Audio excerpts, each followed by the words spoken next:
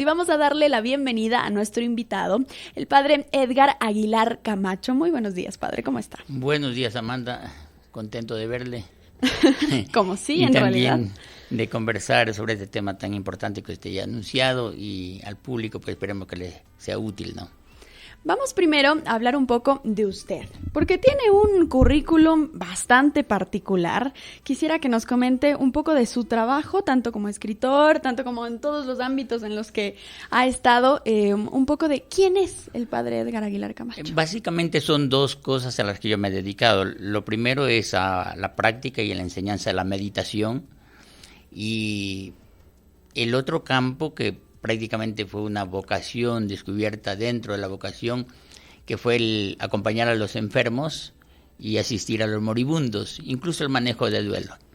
Esto me llevó a escribir justamente el libro Junto a la Muerte hace 10 años, un libro bien recibido, y en relación a la meditación, justamente ahora en estos tiempos de pandemia que tuvimos más tiempo, digámoslo, hicimos El arte de meditar y sus frutos, que realmente es una obra de 4 volúmenes. Está impreso el primer volumen, el resto está listo para editar, y hay otras ediciones y otras publicaciones en relación a esto, pero básicamente son esos los dos campos en los que yo me he dedicado. Cuando hablamos de la muerte, del ámbito de acompañar a las personas que están muriendo y a las personas que se quedan aquí con un duelo, usted estuvo en Solca. Claro, en Solca son 15 años, eso me dio, digamos, yo nunca he hablado de ser un experto, porque creo que nadie puede ser un experto, pero una mayor disposición, digamos, para acompañar todo este proceso, porque cuando alguien en Solca moría, joven, adulto, mayor, niño, es todo un proceso, no es que se muere, porque el cáncer te da ese periodo, a veces largo incluso, donde la persona, podemos decir, va procesando su enfermedad, y entonces hay una dinámica muy familiar de hermandad, y eso te da para descubrir cosas que no se ven desde afuera. Desde afuera se puede ver solo el dolor, el drama, incluso la tragedia, cosa que no pasa puertas adentro del hospital, por ejemplo, donde tú viví. Yo nunca he visto vida tan intensa que justamente en ese lugar. No existe. Sí. Es una paradoja. Y en todo caso, es por eso cuando yo pongo Junto a la Muerte al título de mi libro, una brisa de esperanza es el subtítulo, porque la esperanza nunca muere, aunque se muere el cuerpo, ¿me entiendes? Y este es el principio central de la fe cristiana. Decía Pablo, si Cristo no hubiera muerto resucitado, nuestra predicación fuera estéril y nuestra fe fuera vana, ¿entiende? Pero esto si uno lo palpa, no son palabras, no, lo ha palpado, imagino que es 15 años día a día. Así que esa dinámica hace de que tú no solo seas un acompañador, un acompañante, digamos, eres algo más, te conviertes en un hermano, en un testigo, hasta en un cómplice, digamos, de ese proceso, y que te lo hace vivir de manera plena, dinámica, hermosa, y eso se celebra, y eso es motivo y por eso digo, es paradójico, hasta de alegría espiritual, aun cuando haya mucho dolor y drama humano. Así es, y precisamente quería mencionar este lado de usted, porque creo que es la persona ideal y adecuada que nos puede hablar de este tema tan interesante. Yo mencioné que voy a hablar del personaje que más ha influido en la vida humana, de la historia entera.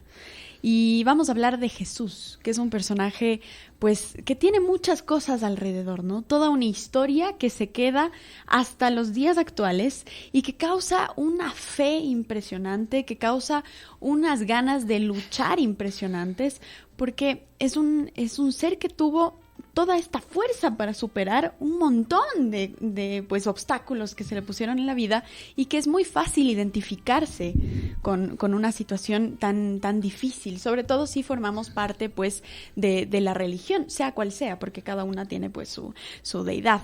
¿Quién es Jesús? ¿Quién fue Jesús? Esa es una buena pregunta que ya Jesús le hizo a sus discípulos. ¿Quién dice la gente que soy yo? Algunos dicen que tú eres uno de los profetas que ha vuelto a la vida, por ejemplo, Jeremías. Otros dicen que eres el mismo Juan el Bautista. Entonces, ¿y ustedes quién dicen que soy yo? Pedro contesta. Pedro siempre, digamos, una persona dispuesta, al menos, ya sí ha cometido muchos errores, ¿no? Ofrecía lo que no podía, pero en este caso acertó. Tú eres el Cristo, el Hijo del Dios vivo. Pero esto es importante, ¿no? Porque una declaración al centro de nuestra fe. Tú eres el Cristo, el Hijo del Dios vivo, el Mesías, ¿no? Pero Jesús le dice algo, ¿no? Dichoso tú, Pedro, porque eso no te lo ha revelado nadie de carne y hueso. Y aquí hay que estar muy atentos, sino mi Padre que está en el cielo. Esa es la pregunta. Cuando me pregunta quién es Jesús, yo le puedo responder desde la doctrina, lo que nos enseñaron. Jesús, el hijo del carpintero, dirán unos. Jesús, dirán con San Pablo, el verbo, el logos, la palabra encarnada, ¿no es cierto? Otros dirán el maestro. El padre Dávila le decía, el maestro de maestros, ¿no? Sin por eso dejar de ser el Hijo de Dios. Cuando yo tengo oportunidad de dar charlas a mis estudiantes, amigos que tengo sobre el Evangelio, yo siempre digo, más importante que la respuesta es la pregunta. Deberíamos seguirnos preguntando, ¿quién eres tú? Para mí es un misterio. Yo cada día lo conozco más porque todos los días estoy en contacto con la palabra, y no de cualquier manera. Pero para mí siempre me queda faltando profundizar en el misterio que es Cristo, ¿me entiendes? Jesús, para mí siempre no lo puedo definir ni concebir plenamente, porque yo me sé casi de memoria pues su vida a raíz de los evangelios, y sin embargo me falta. Muchas veces partimos del prejuicio, yo conozco a Jesús, y tengo que hacer solo conocer al otro, es el otro el ignorante que no lo conoce. A veces las misiones procedían de esto, ¿no? Hay que hacer conocer a los otros Cristo, porque estamos hablando de un Cristo histórico, de un Cristo de las misiones, de la teología, pero ¿y quién sabe si el otro no vive a Cristo mejor que yo? Por ejemplo, yo estoy seguro que cualquier persona que vive los valores de Jesús, por ejemplo, el apego a la verdad, como lo tenía Mahatma Gandhi, para él era la verdad. Su programa de vida era ajustarse a la verdad. Y para él inspiró el Sermón de la Montaña. Yo digo, es posible que él conozca a Cristo en vida porque lo puso en práctica su evangelio más que yo, porque lo defino o lo conceptúo. Entonces yo Cristo no creo que se trata de definirlo, se trata de experimentarlo y de sentirlo. En todo caso, por eso yo le puedo decir Cristo lo que es para mí. Pero le voy a decir con algo sencillo. Me gusta la parte humana de Jesús. Yo me quedo con la parte humana. Yo escribí el libro Tu fe te ha curado, donde recojo las reflexiones de 14 curaciones que él hace, que son emblemáticas, cada una diferente. El leproso, el que dice si quieres puede limpiarme. Es diferente la actitud con el ciego de Jericó, que va alocado, desesperado, que cúrame, ¿no? O el ciego de nacimiento, que se convierte pero en un verdadero, digamos, adalide, ¿no? Defiende a Jesús de frente a los fariseos y no le importa ser excomulgado de la sinagoga. Va más allá de las tradiciones y él confiesa la fe en Jesús, ¿no? Y así, la hemorroísta. En todo caso, ese Jesús que yo presento allí es del rostro humano. A veces estamos muy inclinados a ver lo espiritual, pero se nos pasa por las narices lo humano. Y no se puede ir al cielo sin lo humano. No se puede ser espiritual sin ser humano. ¿Me entiendes? En todo caso, a veces me parece que corremos el riesgo de quedarnos con la parte externa, muy religiosa, sí, pero a tal punto llena de cosas que nos olvidamos del Dios vivencial, del Jesús vivencial, que yo debo sentirlo adentro, que debe inspirar mi vida 24 horas al día, que debe emocionarme, que debe impactarme. Si la palabra de Dios a mí no me impresiona, no me sorprende cada día, es que algo está pasando en mí. Tiene que ser novedad cada día. Es la palabra de Jesús, por eso usted decía la persona que más ha influenciado. Sí. Estoy absolutamente de acuerdo, porque no solo Jesús murió en la cruz, no, sino que son miles de mártires que han muerto por la misma verdad, igual que Jesús en la cruz. Comenzando por los apóstoles. La iglesia no hubiera crecido si hubiera habido San Pablo, San Pedro, San Ignacio de Antioquía, los discípulos de Juan, de Pablo. No hubiera habido. Jesús no solo que vivió, sino que se suscitaron discípulos a la altura de él, alter Christus, como se dice, ¿no? Otros Cristos que dieron testimonio de esa misma verdad con su vida. Y hasta ahora siguen habiendo Madre Teresa de Calcuta. Un papa como el actual, Papa Francisco, que nos ha regalado unas encíclicas maravillosas. En primer lugar, aterrizadas. Fratelli Tutti, que no es sino una reflexión de la parábola del buen samaritano. Así es. Y que nos ha dejado el Laudato Si, que no es sino actualización de 12 años del Cántico de las Criaturas de San Francisco de Asís. Por eso hay la primera encíclica ecológica. Este es el Evangelio, que está inspirado en última instancia en la vida de Jesús, porque Jesús predicó en la montaña. Tenemos el sermón de la montaña. No lo hizo en el templo de Jerusalén ni en las sinagogas. Los grandes milagros lo hizo alrededor, en las orillas del lago de Tiberíades. Las curaciones eran afuera. A veces para provocar iba a las sinagogas, pero él era un hombre del mundo. Estaba en contacto con el mundo, era humano.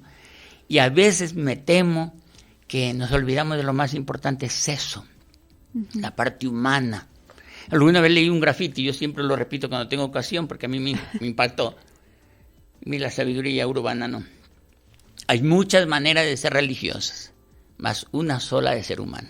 Así es. Conmoverse, empatía, caridad, y eso es el Evangelio. Y si el Evangelio no es eso, entonces ¿para qué nos sirve? Y bajo este concepto podríamos decir que incluso podría llegar a ser una pregunta un poco hasta controversial, creería yo. Y es que podemos creer en Dios, podemos creer en Jesús, podemos pues predicar el Evangelio sin necesidad de formar parte de la religión directamente. Bueno, pero es evidente, ¿no? Los evangelios, ya le he dicho, Gandhi, aunque él era religioso, era un Vaishnava, un hinduista, quiso ser cristiano, se esforzó en ser cristiano, pero si el país que lo oprimía al suyo era cristiano, era un antitestimonio. Esto no lo digo yo, lo dice Juan Pablo II en su libro Umbrales de la Esperanza. Los cristianos eran un antitestimonio de frente a Gandhi. Él no es católico ni cristiano, pero claro que el Evangelio, yo siempre digo, el Evangelio no es nuestro, el Evangelio es de quien lo pone en práctica. Solo quien lo pone en práctica es el dueño del Evangelio. Tampoco nosotros somos los guardianes ni los custodios, porque la verdad se guarda a sí mismo, no necesita que alguien la guarde en la custodia. En todo caso, Tolstoy vivía el Evangelio, pero él no era cristiano, y así tantas personas, ¿no? Ahí puede haber un ateo que tenga valores evangélicos, porque amar a la sencillez, ser generoso, ¿me entiende? No es un patrimonio ni de una religión y ni de las religiones. Entonces hay valores humanos que también debemos rescatarlos. Y esto lo dice ya el Evangelio mismo. No todo el que me dice Señor, Señor entrará en el reino de los cielos, sino el que cumple la voluntad de mi Padre. ¿Me entiende? No es declararse creyente, no es suficiente. Gracias a Dios tenemos de los que se confiesan y dan testimonio con su vida. Así es. Eso es lo importante, porque la iglesia está llena de santidad. No la vemos, está impresionante. O sea, lo que pasa es que no tenemos cultura religiosa, tampoco la tenemos y no nos damos cuenta. Y a veces hacemos grandes viajes para ver otro tipo de espiritualidad. Yo no les culpo, pero tampoco hay una indagación, hay una búsqueda. Somos muy pasivos en nuestra religión, no somos proactivos. Hay que ir porque alguien nos manda, porque es obligatorio, más es pecado si no vas. Una vez a la semana a escuchar misa, pero no eres protagonista de leer el Evangelio, de vibrar con el Evangelio. Entonces, pero la historia de la iglesia está llena de santidad. Por ejemplo, un San Bernardo de Claraval. Es impresionante una vida de este hombre. Imagine, más de 300 fundaciones tuvo. Así es. Así que yo no veo por qué poner fronteras. Gracias a Dios estamos en una época en el que el ecumenismo está a flor de piel. Esto ya tiene 70 años con el Concilio Vaticano II. O sea, buscar las cosas que nos unen. Mire, y si después no me quiero tomar la palabra, hacer un monólogo, pero si vamos a otra dimensión de lo que me pregunto, más profunda, si quiere más teológica, en el Concilio Vaticano II llevó un paso más adelante el ecumenismo gracias a una encíclica de Pablo VI que se llama Ecclesia Sua, que habló 4 círculos del diálogo. Es decir, estamos llamados a dialogar con los demás. Al interior de la Iglesia Católica, por ejemplo, entre clero y laicos. Antes el clero era distante del laicado. Le hablaba en latín y de espalda al pueblo. Hoy es diferente. Había el presbiterio separado. No había cómo ir. Ahora suben a hacer la lectura. Evidentemente que hay una integración. Es el primer círculo ad intra, dentro de la iglesia. Con las otras hermanos separados, ¿qué es lo que nos une? La iglesia. Con los hermanos separados, que le llamamos protestantes, el nombre técnico, acá se les dice cristianos, evangélicos, pues también nosotros somos cristianos. Con ellos, ¿qué nos une? Cristo. En eso estamos de acuerdo. Entonces, hablemos en nombre de Cristo. Somos hermanos, no somos enemigos. Integrémonos. Yo he tenido entre los pacientes pastores, cristianos, y hemos vibrado muy lindo, ¿me entiende? Sí. Y cuando tú ves otro creyente, y gracias a Dios la iglesia hace años está en un diálogo abierto, ¿no? Con budistas, hinduistas, musulmanes, judíos, hay encuentros. Desde 1986 que Juan Pablo II tuvo la iniciativa de hacer un gran encuentro de líderes religiosos en Asís durante una semana para orar por la paz. Todos de acuerdo a sus tradiciones. El tibetano, ¿no es cierto?, el ortodoxo, el protestante, el judío, el musulmán, cada uno oraba, todos por la paz, pero cada uno según su propia dinámica. Lo cual significa, y lo reconocía Juan Pablo II, que el Espíritu Santo inspira todas esas oraciones, porque son válidas, pues lógico. Y de ahí, desde ese entonces, bueno, termino con los círculos del diálogo. Entonces es Cristo que nos une. En cambio, con otras religiones, ¿qué es lo que nos une? Seguramente no Cristo, porque Jesús para los musulmanes es un profeta, no es nada más. Para un hinduista tendrá un Krishna, un Rama, y Cristo será otra gran encarnación divina y no más. En todo caso, pero ellos hablan del Padre. Entonces dice Pablo VI, lo que nos une con las otras religiones es que todos nos reconocemos hijos de un solo Padre, Dios Padre. Y con el ateo, a ver, le hago esta pregunta a usted, Amanda, y de reflexión. El cuarto, el círculo más externo, digamos. Supongamos que alguien no cree en Dios. ¿Qué nos une? Yo creo que el ser buenas personas, porque al final todos buscamos eso, ¿no? Como completar algo y sentirnos que hemos hecho algo bueno a lo largo de la vida, y los ateos, pues, de igual forma. Ser buena, es decir, el buscar objetivos para el bienestar de la humanidad, el hombre. ¿No es cierto? El hombre, ser buena persona con los demás. Es decir, la parábola del buen samaritano, que aunque era un samaritano, un extranjero, no era un judío que había recibido a los profetas, no era un judío, un hijo predilecto, como hoy diríamos, no era un católico. No, era un extracomunitario, así le llaman en Europa. Un samaritano, que además eran enemigos de los judíos. Es provocativo Jesús cuando te pone esto. Es para hacernos sacudirnos a nosotros ahora. No seas engreído. No creas que tú, porque eres católico, tienes fe, tienes ya la verdad o estás por encima de los demás. No, el otro, quizás ese samaritano, ese que es mal, ese pagano, te puede dar lecciones a ti, sacerdote, levita o judío, de caridad. Esa es la lección que debemos aprender. Aterrizar el evangelio. Y por eso a mí me encanta el Papa Francisco. Mucho lo cuestiona, ¿no? Dentro de la iglesia. Es posible que no lo hagan santo tan rápido, al menos como a otros. pero quizás nosotros no sabemos, Dios lo sabe. Llega al cielo también más temprano que muchos. ¿Quién sabe? En realidad esta es una conversación que coincidencialmente yo tuve ayer con el padre Ernesto, con quien conversamos un poco de lo lindo que se ha vuelto el humanizar a la iglesia. Porque ahora la iglesia tiene un rostro, uno conoce al padre párroco de esa iglesia, uno puede conversar con él, ya no es esta idea de que son pues alejados del pueblo, ¿no? Y ahora es muy bonito ver esa sensación de que son humanos como nosotros y también cometen errores como nosotros, pero al mismo tiempo saben guiarnos, como nosotros también podríamos llegar a hacerlo si nos educamos lo suficiente. Aquí hay ya reacciones del público y me parece un comentario muy bonito el que nos ha dicho Fátima Pinto desde Quito, que dice: buenos días, Jesús es inmensamente humano e inmensamente Dios. Solo basta decir cómo actuó Jesús cuando supo de la muerte de su amigo Lázaro, cuando dijo: yo soy la verdad y la vida. Quien es coherente con los valores humanos, así sea ateo, puede ir al cielo. Es muy, muy bonito llegar a romper esta barrera que por muchos años ha existido y se ha marcado de que solamente las personas que forman parte de la iglesia pueden llegar al cielo. Sí, la teología ha evolucionado muchísimo, ¿no? La verdad, los estudios bíblicos, hoy a nadie se le ocurriría, ¿no? Estas cosas, y a nosotros ya nos han enseñado hace mucho tiempo, ¿no? Pero, y como digo, falta cultura, son pocos los que se interesan, hacen cursos, y sobre todo, ¿sabes qué? No renuncian a la sensatez, a las preguntas. Yo durante 7 años di también clases en la Escuela de Teología para Laicos, y yo a los alumnos les decía, verán, más importante que las respuestas, lo más importante es formular bien las preguntas, porque tú partes de prejuicios, a veces más grandes que las pirámides, ¿no? Sí. O sea, y ya con que seamos más sensatos ya es bastante, ¿no? Así que el Evangelio es hermoso. Yo siempre digo, yo he leído muchos libros sagrados, que el Bhagavad Gita, ¿no? El Corán, me he leído los Upanishad, y tienen mucha belleza. El Dhammapada del Buda, una joya. Oiga, pero el Evangelio me impresiona porque cada día, o sea, es una, yo no sé qué fuente es, de dónde sale esa inspiración, porque judía no es, oriental tipo India no es, no sé. Jesús vivió en Egipto cuando era niño, ¿no?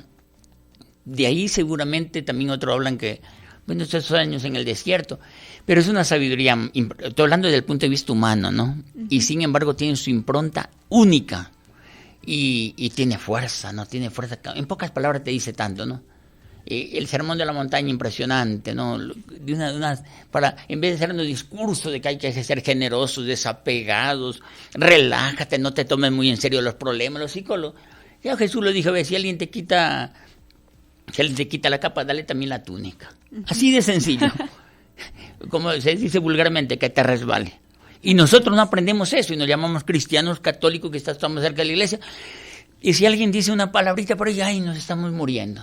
Y el Evangelio es eso, el Evangelio a la hora es cosa para la vida, humanas. O sea, a mí me fascina esa manera tan sencilla de decirlo, donde otros pueden filosofar. Y en un libro no te terminan diciendo lo que Jesús lo dice en una frase. Uh-huh. Si alguien te quita la capa, dale también la túnica. Y esto es una muestra de la influencia que ha tenido en realidad Jesús en el mundo, ¿no? El hecho de que sepa resumir en acciones, no solamente en frases, sino en acciones, todas las enseñanzas que nos quedan y que nos van a seguir quedando y que ojalá pues la humanidad vaya apegándose un poco más a ellas para ir por un mejor camino que el que estamos yendo, que realmente a veces parece bastante complicado. Vámonos a un pequeño corte musical, comercial, igual así vamos asimilando un poquito la información, porque después de esto vamos a hablar de la vida de Jesús, bueno, de cómo fue la vida de Jesús, y estamos cercanos a la Semana Mayor, entonces también me gustaría mucho hablar de la muerte, entre comillas, de Jesús, porque en realidad pues Jesús no murió. Entonces vamos a conversar un poco de este tema tan interesante como lo es la vida de una persona tan influyente, de un humano y de un ser tan influyente a lo largo de la historia. Muy bien, vamos a leer un poco los mensajes que nos han ido llegando, porque son unos muy interesantes. Fátima Pinto dice, claro que mi Papa Francisco será santo. El Evangelio es una conversación actual que te responde y te guía día a día, y creo que tiene toda la razón en realidad. Tenemos por aquí a Laura Morales, que dice, bueno, me pedía el nombre suyo y me dice, por lo que oigo, es un sacerdote, debe ser un sacerdote. Gracias, estoy muy atenta oyendo esta interesante entrevista. Muchísimas gracias. Mercedes Ruales desde Otavalo dice, buenos días, Amandita, muchas felicitaciones por su programa. Siempre hay temas muy interesantes y que Dios la bendiga. Realmente es muy bonito recibir el feedback, digamos, del público, porque sabemos que les está gustando, y este tema, claro, lo preparamos con mucho cariño, porque apenas hablé con el padre Edgar, pues le dije, esto va a ser interesante, va a ser bonito hablar de Jesús, porque poco se habla, bueno, mucho se habla de Jesús, pero poco se habla de este lado, en realidad, que nos da la fuerza para seguir, ¿no? De este lado de ejemplo de Jesús, de un ejemplo humano, de un ejemplo no tan, pues, como una deidad, no tan como un ser, sino como un igual, como aprender a luchar como Él lo hizo y aprender a procesarlo como Él lo hizo también. Tenemos por aquí un mensaje muy bonito, y de hecho le envío un muy, muy fuerte abrazo, de Andrés Díaz, mi profesor de diseño vectorial en mi primer semestre, y dice, buena entrevista, Amanda, qué gusto saber de ti por este medio radial, y realmente le envío un fuerte abrazo, una persona excelente, y me ha hecho mucho sentimiento recibir este mensaje, pues porque nos topamos en elementos totalmente diferentes, pero saber que me escuchan siempre es muy, muy bueno. Hablemos un poco del embarazo de María, de cómo Jesús, desde que empezó con su vida, desde que empezó a existir en realidad carnalmente, ya la tenía complicada y ya la tuvo difícil. Diría que más difícil la tuvo la Virgen, ¿no? Sí, en realidad. Tenía que justificar muchas cosas, pero de hecho es el modelo de la fe de ella, ¿no? Hágase en mí según tu palabra. Y, por ejemplo, esto es uno de los grandes misterios, ¿no? Humanamente, ¿cómo se puede concebir sin el concurso de otro hombre? Uh-huh. Y pasarán teologías y teologías, y siempre será algo que quede allí como pendiente. Era necesario así. Bueno, en todo caso, yo diría que Jesús la tiene difícil, sobre todo cuando es vulnerable, cuando Herodes busca para matar a los niños, a él concretamente, ¿no? Y tiene que emigrar, hablando ya desde el punto de vista real, humano, tangible, más que real, ¿no? Digamos, para expresarme correctamente, ¿no?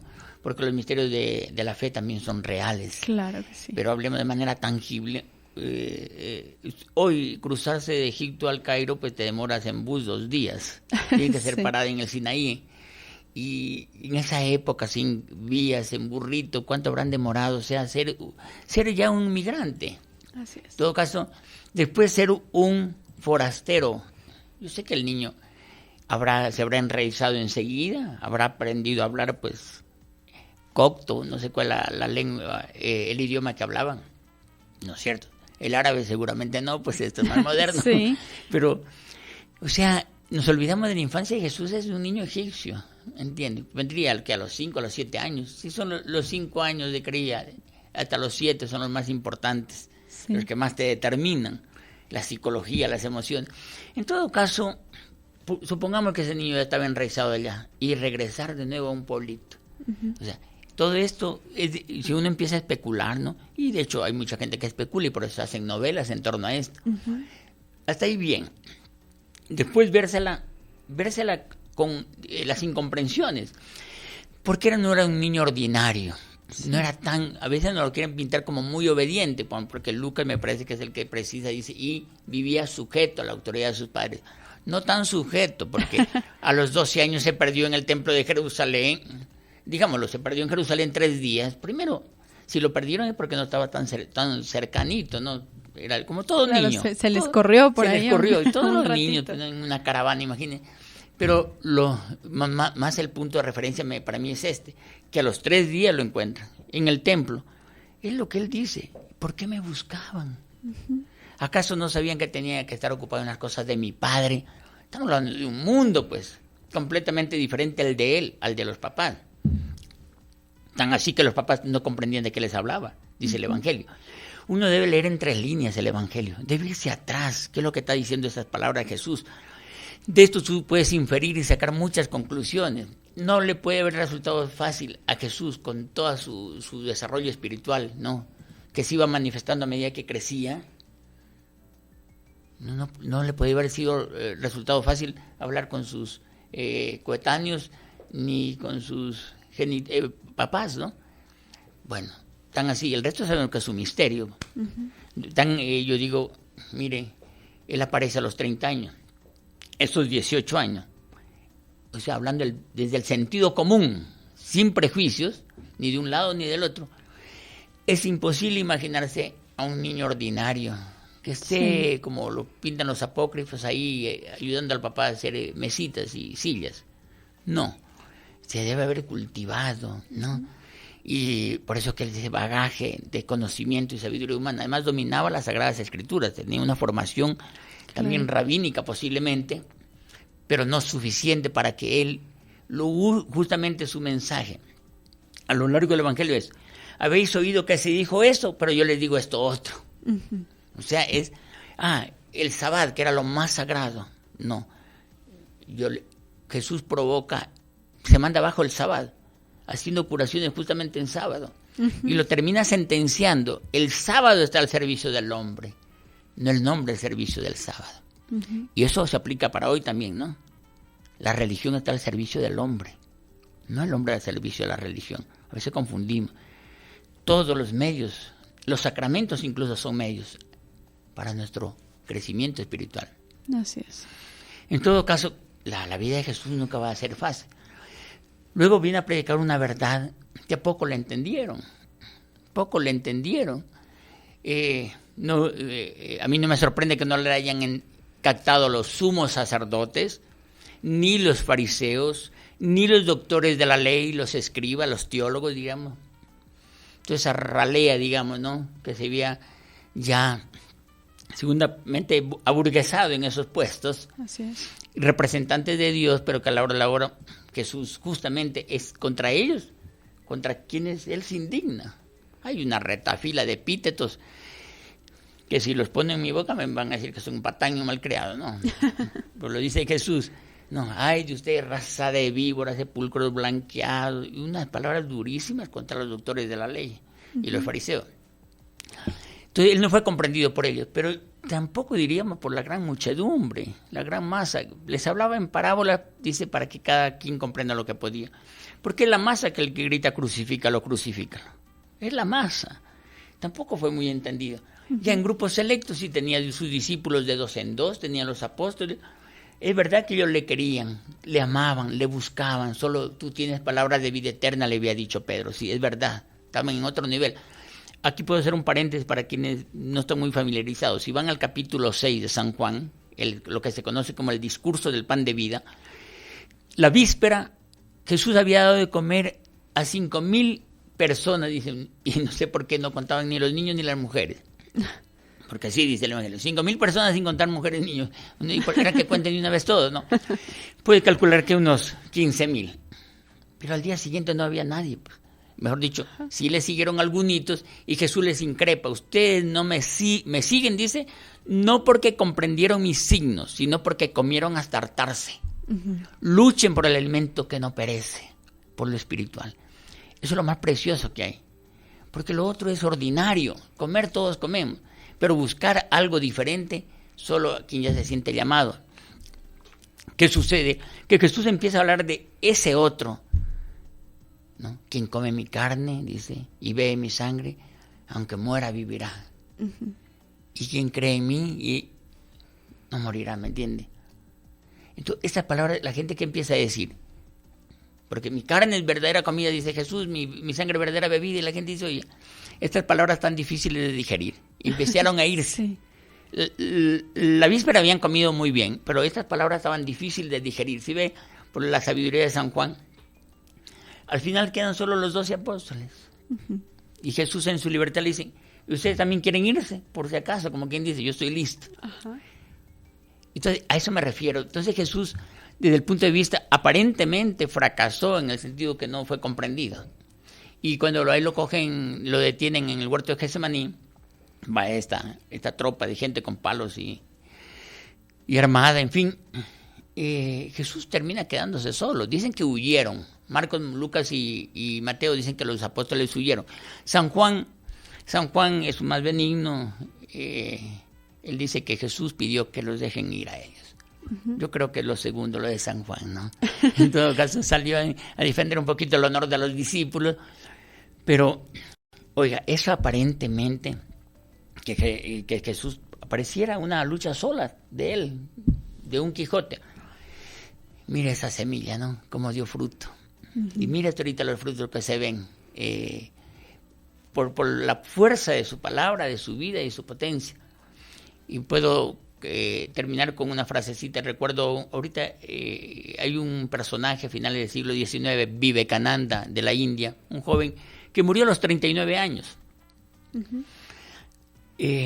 Bueno, este hombre es un héroe nacional en la India aún ahora, de una elocuencia, de un poder, de una potencia. Y él decía, refiriéndose a Jesús, nosotros somos pequeñas olas, dice.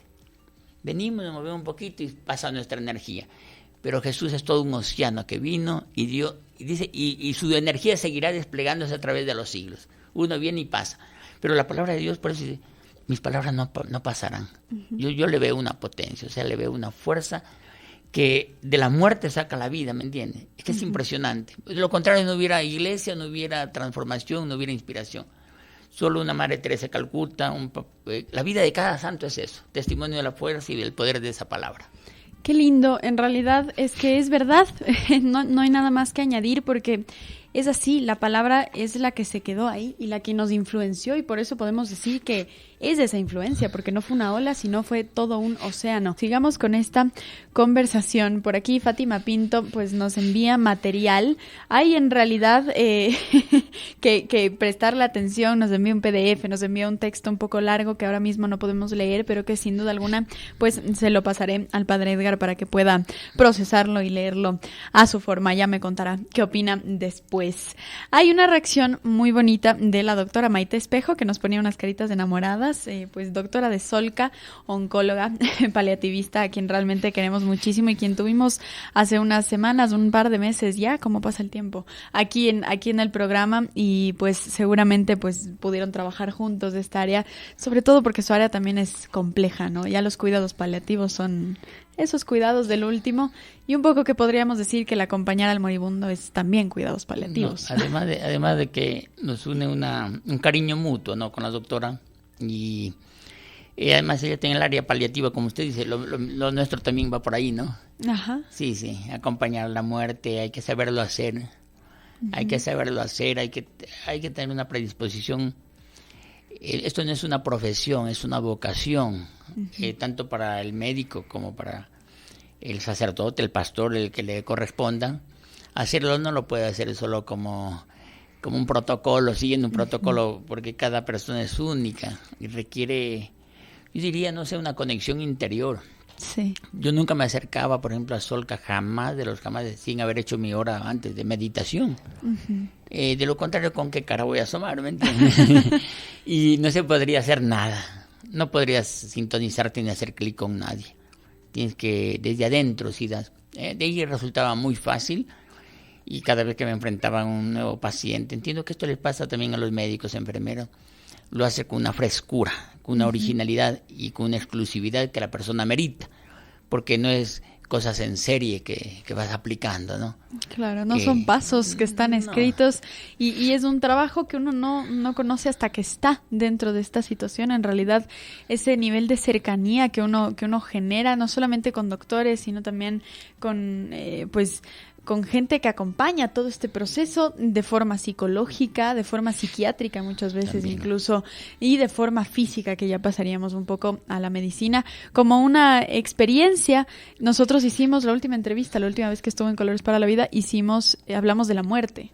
Sí. Y fue precisamente en el día de los Santos Difuntos que pues topamos este tema tan importante, y fue un tema que a mí me ayudó muchísimo porque poco después falleció mi papá y nosotros ya sabíamos para dónde iba la situación. Entonces esa entrevista, que de hecho no la he subido solamente porque se me ve toda la entrevista apretando la garganta como para no soltarme, ayudó a muchísimas personas, porque es un tema pues poco tratado, es un tema que poco se conversa y que todos vivimos, unos más temprano que otros ya un poco más tarde, otros de forma más cercana, otros de forma más lejana, pero la muerte es algo que está ahí constantemente y que curiosamente no se habla. Entonces, pues nada, es un poco de la experiencia del padre Edgar y de cómo por eso está aquí, por eso es la persona que hemos traído a hablar de este tema, porque ahora vamos a hablar de la muerte de Jesús, que es, bueno, se acerca la Semana Mayor, eso lo decíamos,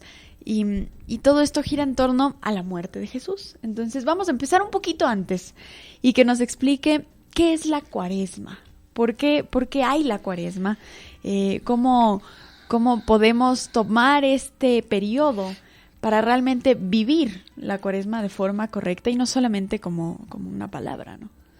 Ya, estoy tentado antes de responder a la pregunta, referirme algo a lo que ya hizo alusión, el tema de la muerte vivido en Solca, porque nosotros somos, justamente eso lo digo en el libro, no queremos hablar mucho de la muerte y realmente la muerte nos está rondeando y yo mismo ayer tuve que vivir la experiencia de la muerte de una perrita mía. Todo el día estuve, todo el día, porque yo la encontré hace 9 años en calidad de moribunda, pero no me imaginé que iba a sobrevivir, y 9 años.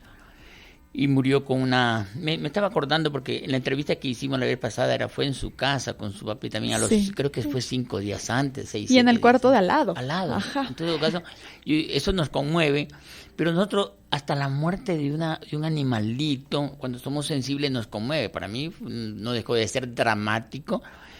Fue algo que comenzó a las 9, pero terminó con el entierro en un lugar digno también, en una montañita, en la naturaleza. Tuvo que tuvimos que cavar 1 hora, 1 hora y media, porque ha sido Cangagua, así que todas estas cosas, pero tú no puedes separar la sensibilidad tuya la misma para el ser querido, para tu criatura, animalito de compañía.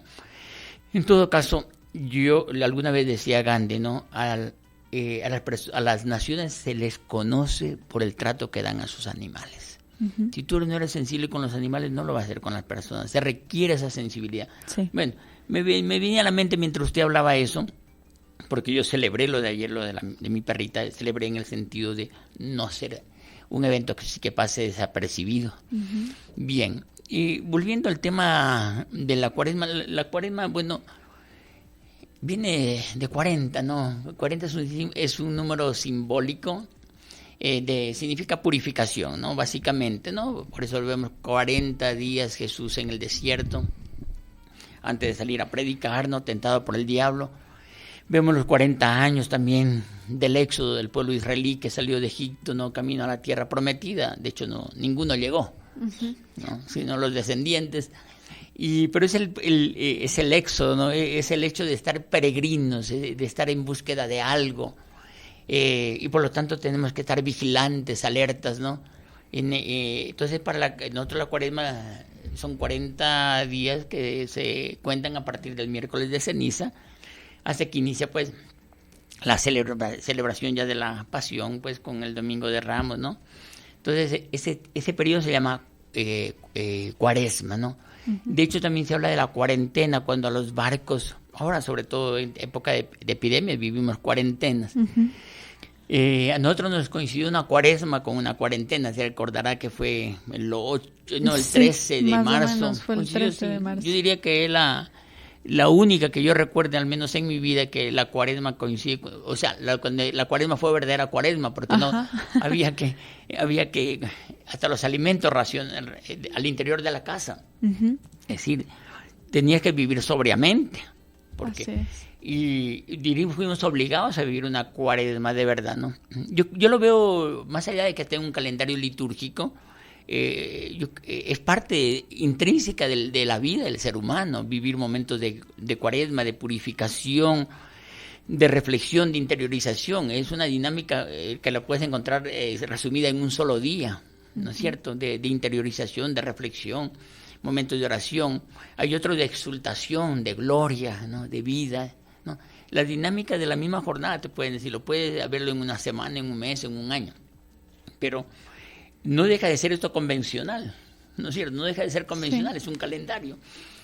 Nosotros no vivimos el Ramadán acá, ¿no? Y sin embargo es tan importante para los musulmanes, el Ramadán. Uh-huh. Nosotros acá vivimos, pero yo pienso que lo mismo puede decirse para la Navidad, ¿no? Que la Encarnación, Semana Santa.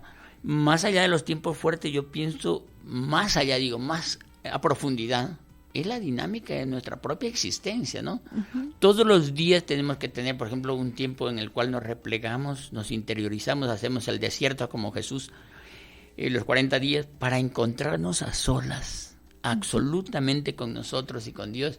O sea, en interiorización, en oración, porque si no hay oración, ¿no? Aparte de la oración comunitaria, que si pertenecemos a un grupo, a una comunidad, a la oración de familia, entonces tener tu encuentro personal. Y eso es lo mismo, ¿no? La cuarentena es un entrar dentro de ti. A veces se relaciona mucho con la penitencia, con las privaciones, pero esto hay que saberlo también clarificar. Acaba el Papa Francisco, me parece un elenco de maneras nuevas de celebrar esta época de penitencia. Ya la vida tiene suficientes penitencias. A veces tolerar, pues, digamos, un gobierno puede ser una penitencia, ¿me entiendes, no? Tolerar las colas que te hacen hacer. La vida se ha puesto tan complicada, colas para esto, colas para esto, se te van llevando a la vida, el tráfico. Ya es una penitencia, hace falta añadirle más. Personas que no tienen ni para la canasta básica, ¿le vas a pedir que se priven de comer? Es absurdo, ya te están privando, ya viven en penitencia. Entonces, de hecho, yo no sé por qué se ha subrayado tanto la privación, cuando en el Evangelio no aparece tanto esto. En el Evangelio te dice, por ejemplo, si tú haces ayuno, dice, lávate la cara, perfúmate la cabeza, que ese ayuno no lo note nadie, dice. Uh-huh. Solo mi Padre que está en el cielo. Y Jesús hasta en eso es sumamente inteligente, para hacerte entender que debes amar y disfrutar la vida. no tenemos que andar con caras de penitentes, ¿no? Es innecesario. Aunque ya, digo, por las circunstancias nos veamos muchas veces obligados a vivir con este tipo de privación, ¿no? Y, en fin, en todo caso, ya contestando, la Cuaresma pues es un tiempo fuerte de preparación para vivir la Semana Santa, ¿no? Donde se resume el misterio prácticamente de la redención, ¿no? Del ser humano, ¿no? Por eso es una preparación, ¿no? En síntesis es eso, ¿no? Con el paso del tiempo y tristemente la Semana Santa se ha convertido en un feriado. Un poco que las nuevas generaciones lo ven así. Semana Santa ya lo ven mucho más como un feriado que como una época y como un periodo de tiempo que tiene una historia detrás. Entonces me gustaría comentar un poco de por qué hay esta Semana Santa y qué pasa en la Semana Santa. Para algunos es un feriado, para otros es algo cultural también, festivo, incluso religioso, pero cultural. Aquí mismo hay grandes procesiones, ¿no es cierto? Y en cada lugar lo vive de manera diferente. Y yo diría, es hasta comprensible que cada uno lo vive de manera diferente, ¿no? Yo no veo por qué escandalizarnos por eso. Los desenfrenos serán desenfrenos siempre, en cualquier época que los hagan, y los excesos, ¿no? Y las expresiones religiosas, culturales, tienen mucho de sinceridad, aunque no sé si sean necesarias, en cambio, ¿no? Sirvan tan útiles. Yo siempre, antes de entrar a referirnos a lo que hay en Semana Santa, yo mismo he sentido el contraste. Cuando alguna vez fui párroco, uno empieza entusiasta, joven, y en un pueblo además pasas todo el día buscando arbolitos para hacer el altar donde va a poner a Jesús, a la Virgen. Y eso es parte del folclore de la parroquia, para un poco ambientar y celebrar el sábado las 7 palabras, la soledad de la Virgen María, que la procesión por el pueblo. Y no es que esté malo, pero justo hace unos 10 años ya será, cuando yo viví un miércoles santo justo en el hospital de Solca, cuando veía que una mamá despedía a su hijito de 19 años en terapia intensiva, pero él estaba consciente porque tenía un virus en el corazón, o una bacteria, y le quedaban horas, pero lúcido. Cosa que yo lo miraba de lejos y me decía, me levanta la mano, hoy me voy, me decía, pero con una determinación. Ya vamos a entrar a hablar de Jesús, una resolución increíble. Diría que hasta con cierta esperanza, cierta alegría, y la mamá al lado confortándolo con los ojitos sollozados así, y le acariciaba. Yo era el único testigo de este drama, de la mamá con su hijito, y le acariciaba. Estamos hablando de un cubículo de terapia intensiva. Entonces le dice, valiente mi hijo, le decía, valiente, y le acariciaba. Y yo, en mudo, yo era un testigo ahí, un privilegio. Y tal vez podríamos relacionar esto con la Virgen María. Justamente a eso me voy, allá voy, porque ella le consolaba al hijo y la hija le decía a la mamá, valiente hijo. Y el hijo le decía, no como tu madre, no como tu madre. El hijo era consciente y empático del dolor de la mamá, mientras la mamá Entonces yo estaba ahí enmudecido, ¿sabes? Pero ¿qué palabras? Justamente, era un miércoles santo. Entonces, para mí era inevitable comparar ese calvario de verdad, de carne y hueso, con aquellos que levantamos para hacer folclore. De lo que yo mismo había hecho. Yo veía un abismo. Digamos, desde esa perspectiva, yo dije, esta es la Virgen. Si hay alguna Virgen aquí que representa a la Virgen María, es esta de carne y hueso. Y este es Jesús. Para mí era eso incontestable, ¿me entiendes? Absolutamente certero. Y yo hasta sentí un privilegio de estar ahí en ese momento. Y de mis labios salieron estas palabras, qué bello. Lo dije, lo formulé, qué bello. Yo que estaba mirando, no estaba viendo un agónico, no estaba viendo un dolor, el dolor de la Virgen que le atravesaba 7 espadas ahí en el corazón como le veían. No, yo lo que veía es el amor del uno por el otro que hacía que el dolor fuera superado. Y para mí eso es lo que se ve en el Calvario. La Virgen dolorosa es el amor la que le hace superar. ¿No es cierto? Ese momento de la cruz, ¿no? Ahora, volviendo a la pasión, todo comienza con el huerto de Getsemaní, ¿no? Con la traición de Judas. Es largo el itinerario, así que lo tenemos que resumir. Porque hay que tener en cuenta que Jesús también dice, nadie me quita a mí la vida, yo le entrego voluntariamente, porque tengo poder para entregarla y poder para retomarla. Entonces, cuando Jesús lo van a buscar, es Lucas, creo que es el que se le adelanta, San Juan, siempre dicen que Judas le besó, ¿no es cierto? Le besó para traicionarlo. Pero San Juan no te dice eso. San Juan dice que ya viniendo, que vienen, él da un paso adelante. ¿A quién buscáis? No es una víctima que van y lo cogen, lo sorprenden. ¿A quién buscáis? A Jesús de Nazaret. Yo soy. O sea, se ve una entereza, una fuerza. Ya había pasado su agonía, ya había resuelto hacia la voluntad del Padre. Los ángeles le asistían. Y él va, yo soy. ¿Cuál sería su potencia para que la gente se vaya por tierra? ¿A quién buscáis? Os repito, a Jesús de Nazaret. Ya os he dicho, yo soy. Dejen ir a estos en paz, ¿no? A los discípulos. Es decir, en Jesús se ve una resolución, una determinación, una entrega. Por eso, no es solo una víctima, es una ofrenda también, ¿no? No es solo... Eso es impresionante, ese es un gran misterio, le cuento. Yo tampoco lo resuelvo racionalmente. No, porque lo mataron. ¿No es cierto? Fue una víctima de la infamia seguramente de los sumos sacerdotes, con la complicidad del lavado de manos de Poncio Pilato, que lo quería liberar de todas maneras, ¿no? O con la traición de Judas, o con el silencio de otros, en fin, o con la inconsciencia loca del populacho. Pero Jesús vino para eso. Lo dice, ¿acaso no debe beber ese cáliz? O sea, ¿me entiende? Hay una cosa que no la vamos a resolver aquí si en 2000 años, no sé si los teólogos lo harán, ¿me entiende?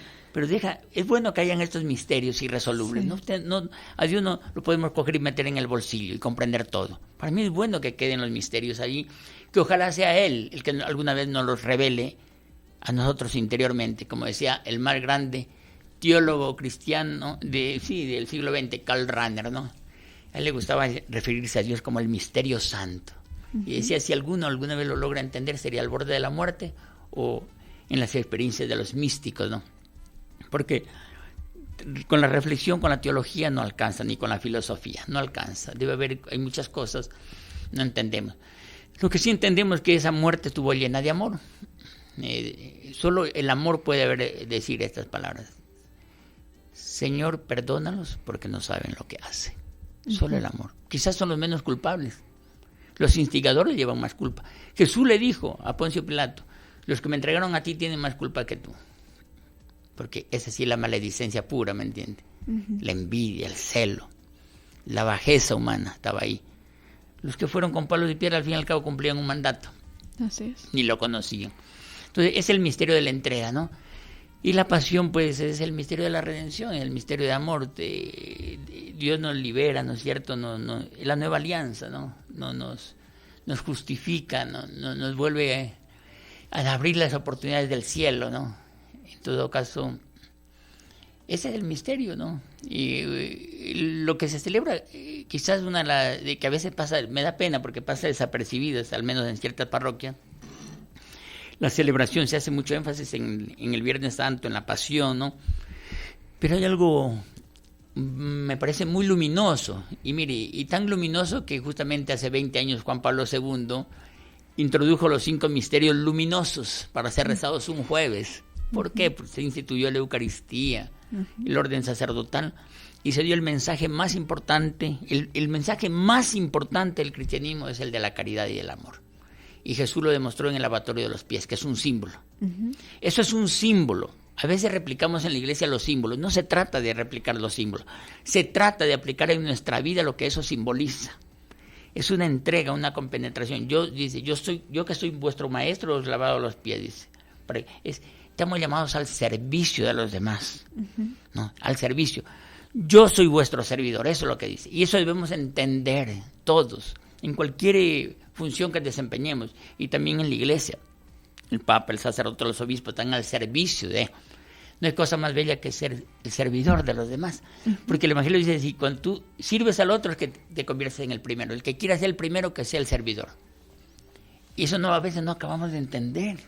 Creemos que el que recibe honores es el más importante. Es al revés. El Evangelio es al revés. El Evangelio te dice, el que quiera ser el primero, que sea el último y que sea el servidor de los demás. Yo no he venido a ser servido, dice, no a servir, y a dar mi vida por los demás. Pero ese es el Evangelio. Uh-huh. ¿Y qué nos cuesta imitarlo? Tener honores, reconocimientos. Yo me parece a veces una contradicción tremenda que todavía no terminamos de superar a veces ni siquiera al interior de la propia iglesia. ¿No es cierto? No, eso tenemos que nosotros, esa es la famosa kenosis, que en palabra en griego significa un despojamiento, ¿no? De esas prerrogativas, ¿no? De creernos que tenemos ventaja de frente a los demás, ¿no? Ese es el servicio. Y eso es el Jueves Santo. ¿Y por qué no? Sí, las iglesias van, pero no van tan masivamente como los Viernes Santos o el Domingo de Resurrección. Y el jueves, y qué lindo que tengan el rosario, esos 5 misterios luminosos, y entre esos, pues, la institución de la Eucaristía, ¿no es cierto? Imagínense usted. En todo caso, hay que seguir trabajando en ese sentido. Y a los que nos escuchan, si a alguien le interesa, por ejemplo, sobre el rosario, no hace falta ser muy mariano, ¿no? Basta ser un poquito, darse de tiempo. Hay un documento del año 2002 del Papa Juan Pablo II, se llama El Rosario de la Virgen María. El documento más bello que yo he leído sobre el rosario, ¿no? Y donde nos habla justamente de la dimensión contemplativa del rosario. El rosario te tiene que llevar al silencio, a la experiencia. Uh-huh. Está centrada en Cristo, ¿no? A través de la Virgen, pero además está bien escrito, es maravilloso ese documento. Así que ya que estamos aquí, le hacemos publicidad para que las personas lo lean. Ahora, ¿qué pasa el Domingo de Resurrección? ¿Por qué este día es tan especial? Significa tanto, no solamente en el sentido literal de que, bueno, fue todo una hazaña enorme, ¿no? El hecho de volver de la muerte, sino qué nos deja el Domingo de Resurrección para la actualidad. ¿Qué podemos sacar de ese día y aprender de ello para aplicar en nuestras vidas? Vea, muchas lecciones. Primero, la lección de que la vida es superior a la muerte, es la primera, ¿no? De que no temáis, dice Jesús, yo he vencido al mundo, ¿no? O sea, primero de que nos aferremos a la verdad, a la esperanza, porque eso es lo que termina prevaleciendo, ¿no? El Viernes Santo son las noches, las horas oscuras, ¿no? De hecho, a Jesús lo cogieron de noche para que sea posible y no escandalizar. Estaba de fiesta Jerusalén en la Pascua, y Jesús sí les dice, no, esta es la hora de las tinieblas, ¿no? O sea, y es vuestra hora, le dice a los sumos sacerdotes. Esta es vuestra hora, la hora de las tinieblas. Entonces, simboliza todo eso, la oscuridad. Pero sí, es un llamado a la fe, ¿no? Si tú tienes puesta tu mirada, ¿no?, en el horizonte de luz, allá nos vamos, a la luz. O sea, es el día glorioso por excelencia. Es la alegría de haber confiado en esa palabra de Dios, en lo que nosotros mismos creemos, ¿me entiende? Haber optado por el bien y por la verdad, por el camino más duro quizás, sí, ¿no? Porque de no traicionar nuestra conciencia. Eso es lo que significa el Domingo de Resurrección. Es, yo diría, es la recompensa también del sufrimiento, de la entrega, ¿me entiende? Y es la celebración más bella que hay, 50 días de Pascua. Es pura alegría, pero es una alegría que tiene sabor si es que antes ha pasado el dolor, la prueba. Hoy no, es como que te regalan algo, no sabe lo mismo. Entonces, todos tenemos... es la vida de los santos, ¿no? De nuestra religión y de santos y santas de otras religiones que los existen, y grandes santos, ¿no? Donde tú puedes ver la vida de ellos es una vida de una convicción tal, ¿no? Que todo lo que sufren no es nada en relación a todo ese gozo y esa gloria que después la vive. Así es. Me recuerdo de Teilhard de Chardin, por ejemplo, este hombre también incomprendido, ¿no?, por su teología, su pensamiento bien original, exiliado, autoexiliado de alguna manera en China, 20 años, era científico, paleontólogo, y él decía, yo tengo la certeza, decía siempre, ¿no?, de morir en un día glorioso. Pues murió un día Domingo de Resurrección. No le creo. No me sorprende, no me sorprende. El padre Juan Botazo, me cuentan alguien, a mí no me consta, un lindo sacerdote, excelente, salesiano. Decían amigos cercanos que decía, yo sé que voy a morir en Navidad, pues murió en Navidad, ¿no? Entonces él quería morir, yo quisiera morir en Navidad, y murió en Navidad. Bueno, no deja de sorprender por una parte, pero por otra parte, somos también nosotros un misterio, no solo Dios, ¿no? Alguien nos dice que todo lo que nosotros pensemos es posible que lo alcancemos. Y yo voy creyendo que por allá va, ¿no? Con la gracia de Dios, pero sí se necesita comunión con Él. Él es la fuente. Debemos entender que Dios es la fuente. Debemos incluso superar solo eso, limitarlo a Dios como algo religioso. Es la fuente de la música, de los grandes compositores. Alguien debe inspirar esa novena sinfonía, pues, ¿no? Sí. O el Requiem de Mozart, no. Decía Salieri, hablando de la música de Mozart, es que era la voz de Dios. O Ramanujan, el Mozart de las matemáticas, hindú que murió a los 34 años. Él, quizá en su tiempo el más grande matemático. Él decía, si un teorema matemático no es la voz no es el pensamiento de Dios, entonces no me interesan los teoremas. El Mozart de las matemáticas, 34 años. ¿A quién les interesa estos temas? O sea, debemos ver a Dios más allá de lo religioso, no en partitura religiosa, debemos verlo en partitura musical, en partitura literatura, incluso en partitura matemática, porque Dios es bello. Decía San Agustín, ¿dónde estabas tú, hermosura, siempre antigua y siempre actual? Dios es bello, es verdad, es luz, es amor, pero también es belleza, absoluta belleza. Y en todo caso, ¿cómo no encontrar esa belleza en las matemáticas? No hay un matemático que no te hable de la belleza. Por eso hay libros provocadores. Dios creó los números, decían, ¿no? O dioses matemáticos. En todo caso, hay que saborearle a Dios en todas las dimensiones, por todas las aristas. Entonces, ahí hacemos un Dios incluso más al alcance de todos. Yo digo a veces nos lamentamos que un domingo no venga alguien a la iglesia. Al menos me pasaba esto muy frecuente en Italia, por ejemplo, en Europa. Porque en verano la gente se va a las montañas a esquiar, pues, ¿no? Imagínense, que a nadie se le ocurre meterse en una iglesia que por sí son hielo, porque son paredes anchas. Yo digo, ¿en qué es menos un Cotopaxi como templo a una catedral? No será al contrario. Así que debemos relajarnos un poquito y empezar a ver que a Dios se lo puede celebrar de mil maneras. De mil maneras. Ya les digo, yo la Semana Santa, la representación más profunda del Miércoles Santo la viví en el cubículo de un hospital. Y seguirá siendo... Ay, no le terminé de contar. Cuando yo salía, ese joven me llamó la atención. Y me dijo, primero me dijo Dios le pague, pero después me dijo algo mucho más fuerte. Que Dios lo bendiga, me dijo. ¿Qué cree que eso no es una medalla de oro para mí? Claro. Una bendición de alguien que a pocos minutos dice el encuentro con Dios. Que Dios lo bendiga. Oiga, eso para mí todavía me acompañan esas bendiciones. Que un moribundo tan lleno de amor tenga fuerzas en su inminencia a la muerte para decirte que Dios te bendiga. Una fuerza que sentía yo. Nadie me quita esa bendición, digo yo, ¿me entiendes? Sí. Así que, bueno, eso es la resurrección es celebrar la vida en definitiva.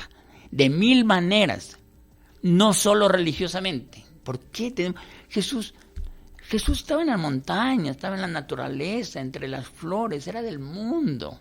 No era Juan el Bautista. Juan el Bautista era el que era así ascético. No, Jesús no, está en el mundo, Él celebra la vida.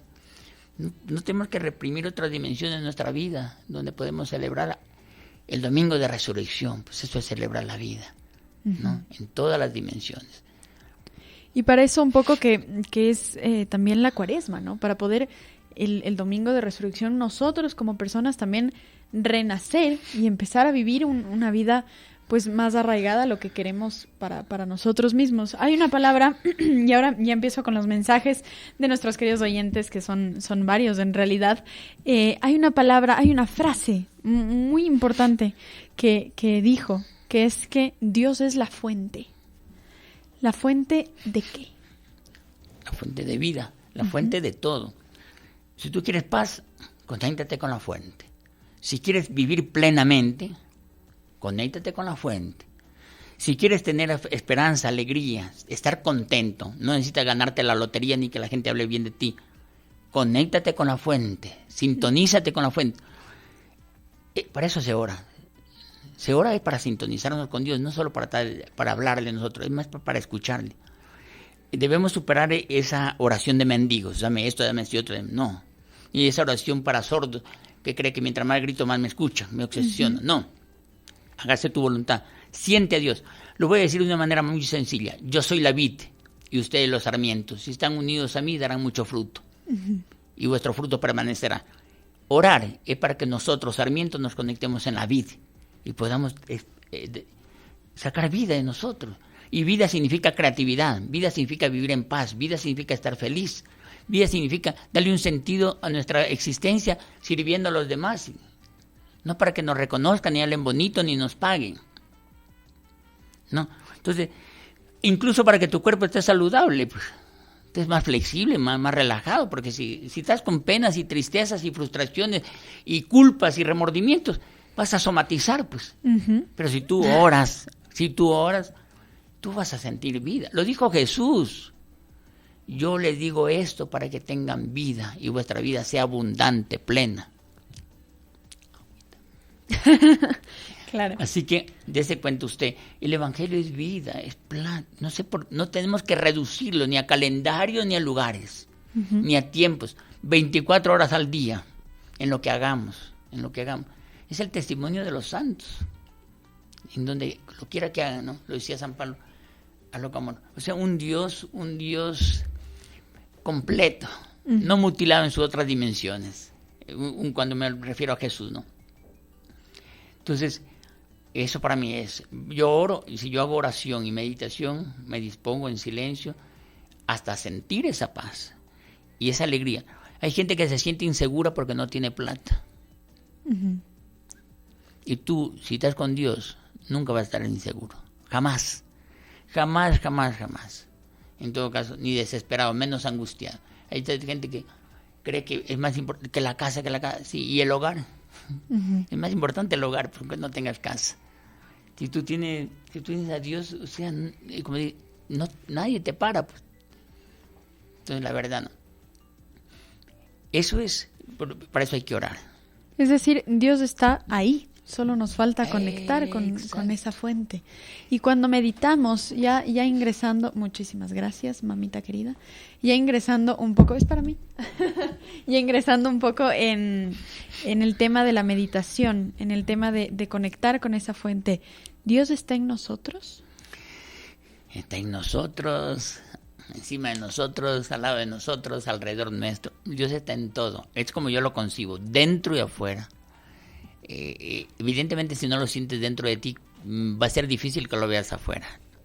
Pero si está en tu interior, lo vas a ver por todos lados. Mejor dicho, no habrá nada en tu vida que no venga de Dios, que no lo entiendas como de Dios.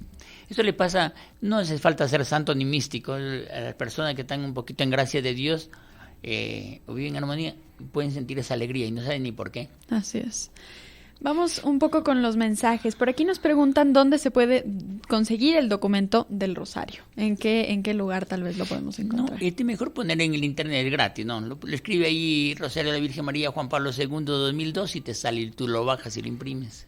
Listo.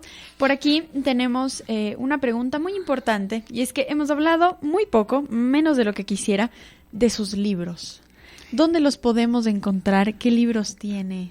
Bueno, a mí me pueden contactar al teléfono. Más bien se podría hacer una conversación sobre el tema de meditación, por ejemplo, en un momento determinado para concentrarnos y explicar un poquito sobre ello, ¿no? A mi teléfono, ¿no? Mi teléfono, el 0987734633. La verdad que yo soy mal vendedor, ¿no? Yo siempre digo, la gente me compran, yo no los vendo porque no los tengo en librerías. Yo mismo los edito y los vengo a través yo tengo un centro, aunque ahorita estamos virtual, se llama Ecumene, Creciendo Integralmente. Y le pueden contactar, ahí se encarga alguien, entonces al 0984-516-122. Se hacen cursos, se venden los libros. De hecho, hemos vendido bastante. Junto a la muerte solo tengo 3, por ejemplo, sí, de 3,000. Pero creo que por ahí se puede comenzar, ¿no? Yo quisiera completar un poquito, me estoy pensando en la oración, porque se acuerda que en el huerto de Getsemaní los apóstoles no querían acompañarle a Jesús a orar. Uh-huh. Y se dormían. Y Jesús le dice, oren y velen para que no caigan en tentación. La oración es muy necesaria. Primero para evitar momentos desagradables en nuestra vida y después para potenciar toda la belleza que hay dentro de cada uno de nosotros. Créame que hay un mundo insospechado de belleza, poder y fuerza dentro de nosotros. Y afloraría si meditamos. Y cuando yo hablo de meditar, no hablo de rezar, ¿no? Que no está mal, también yo rezo, pero yo hablo de a disponer el cuerpo, hacer silencio del cuerpo para que la mente se calme. Solo con la mente calmada te puedes concentrar. Si tú no te concentras, tu meditación no va a tener la potencia que debe tener. Entonces la meditación no deja de ser una experiencia psicofisiológica también, ¿no es cierto? A veces creemos que no, que solo es una cuestión del espíritu. No, nuestro espíritu está encarnado en una mente, en un cuerpo. Se expresa. Entonces debemos preparar el cuerpo. Hay unas técnicas muy sencillitas y bueno, eso está indicado en mi libro El arte de meditar y sus frutos, que son, como digo, es una obra de 4 volúmenes. Está impreso el primer volumen.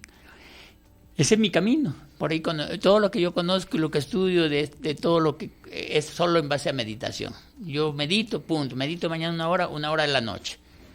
Y el resto viene solo. No busco nada, sí, solo. No me saco, no.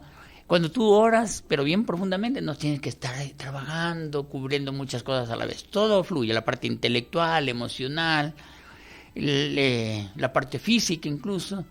Se va a todos. Dice Jesús, busca primero el reino de los cielos y lo demás viene por añadidura. Es que conectamos con esa fuente. Justamente. Precisamente. Vas a la raíz de todo, ¿me entiendes? De todas las soluciones. A ver, tenemos 10 minutos. ¿Ya? Entonces, vamos a responder las preguntas que nos están llegando de la forma más rápida que tengamos, porque después quiero terminar esta entrevista preguntándoles su opinión sobre una frase, que es lo mismo que hicimos el día que hablamos de la muerte. Perfecto. La frase fue muy bonita y ahora pues tenemos otra. Tenemos una pregunta por aquí que, bueno, muchísimas gracias por todo el mensaje, pero lo voy a resumir por falta de tiempo. Dice, ¿qué importancia puede llegar a tener la meditación y qué beneficios nos puede otorgar? Lo dije ya, los beneficios son a todo nivel. No existe absolutamente nada en nuestra vida que no se vea mejorada con la meditación. Usted se convierte en su médico. Uh-huh. Usted se convierte en su psicólogo. Usted potencia todas sus capacidades cognitivas. El segundo volumen del arte de meditar es solo creatividad, memoria, percepción, inteligencia, concentración. O sea, va a aprender a leer libros rapidísimo, si cae el término, ¿me entiendes? O a escribir su propio libro. En la parte humana, pues, te vuelve empático, servicial. Yo digo, no hace falta ser santo, pues puede ser cariñoso. Uh-huh. ¿Qué? Es muy difícil ser cariñoso. Yo en mi prédica decía, tú no puedes resucitar muertos. Sí, le decía, cuando celebraba, por ejemplo, con un departamento en Solca, le digo, pero tú puedes darle la misma respuesta a alguien abrazándolo con una sonrisa. Uh-huh. Y va a hacer que esa persona cambie la vida. Si alguien a mí me pita, un pito, con una actitud muy acentuada atrás, yo puedo sentir que me está insultando, me está pidiendo de favor. ¿Me entiende? Si un gesto nuestro puede cambiarlo todo, ¿no? ¿De qué nos sirve ir a la misa si no somos empáticos? Uh-huh. No, un poquito cariñoso, empático, para eso sirve la meditación y no se llega para el nivel espiritual, gratitud, generosidad, alegría. Por aquí tenemos otra pregunta que dice, buenas tardes, quería preguntar, ¿por qué la cuaresma inicia luego de una fiesta pagana como lo es del carnaval?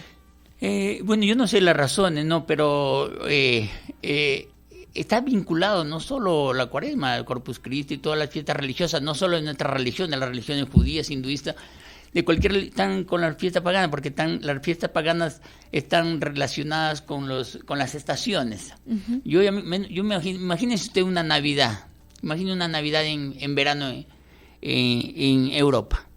¿Quién va a ir a celebrar Navidad en agosto y agosto? Si la gente huye de la ciudad para ir a las montañas, se mueren uh-huh. de calor.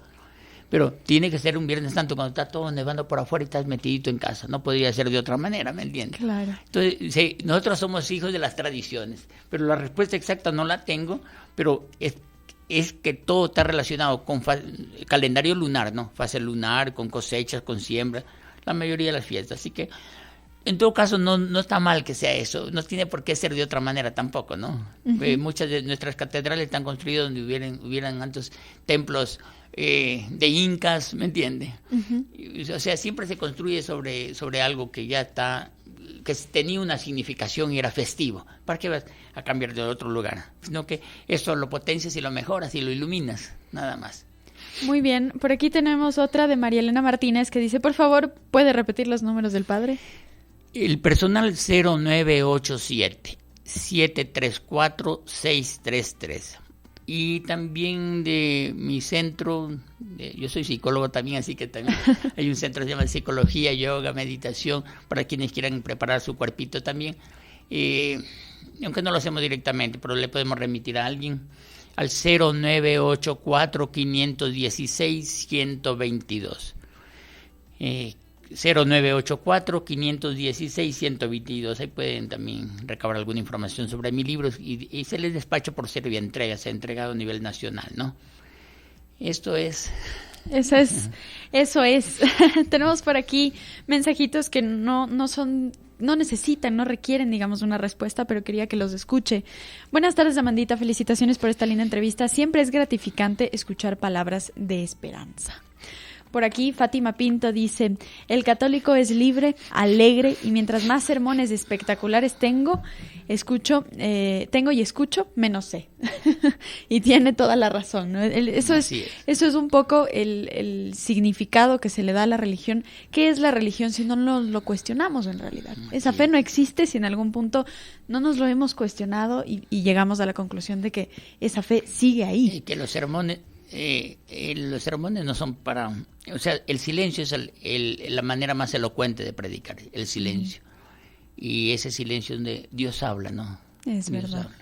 Y tenemos otro que me parece que es el último, el penúltimo, que dice, buenas tardes, musicalmente escucho el programa desde la canción de Roberto Carlos y ecumencialmente van iguales, 2 artistas secuenciales, católicos y 2 protestantes, como dice el padre. Buen programa, muchísimas gracias de parte de Mauricio. Y por aquí dice, disculpe Amandita, claro, esta es una pregunta que yo me imaginé que iba a llegar y es, ¿el sacerdote es católico?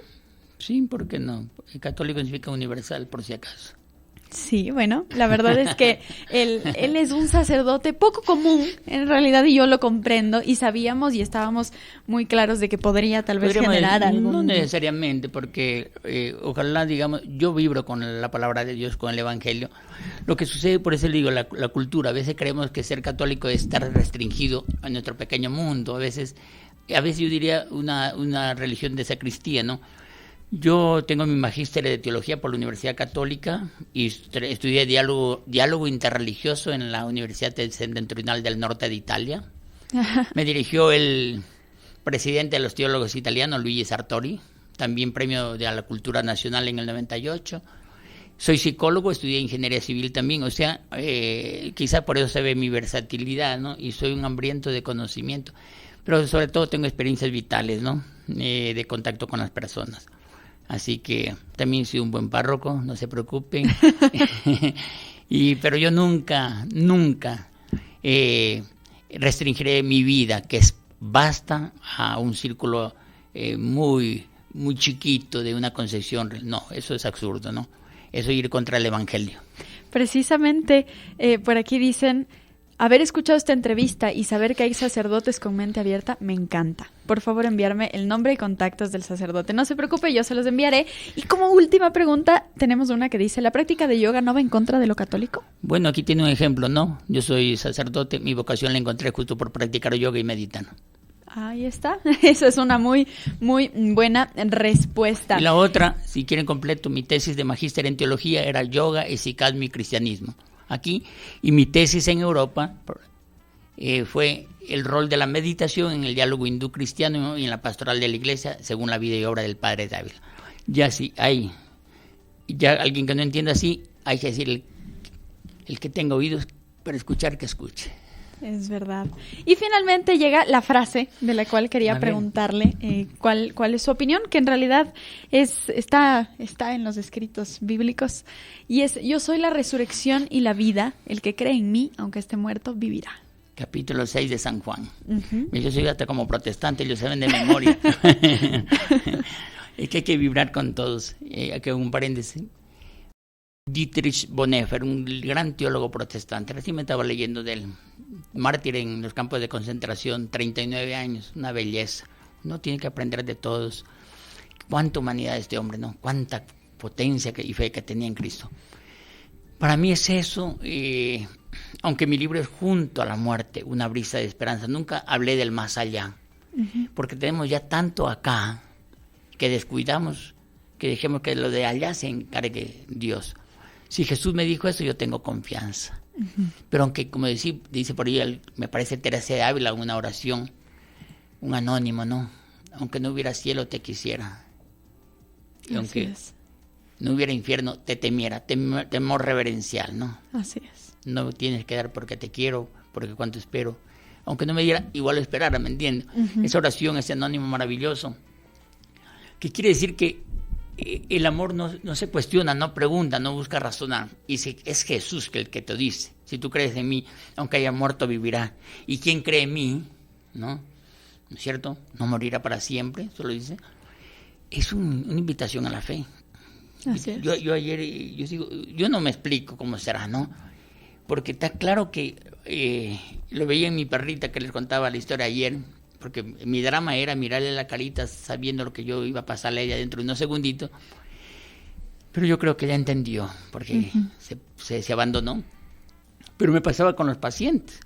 Tú estás ahí, viendo a una persona, pasan segunditos, inminentes a la muerte, estoy hablando, murió, y tú sabes que esa persona ya no está allí. Así es. Que es un cadáver. Ya no es tu papá, ya no es tu mamá, tu hijo.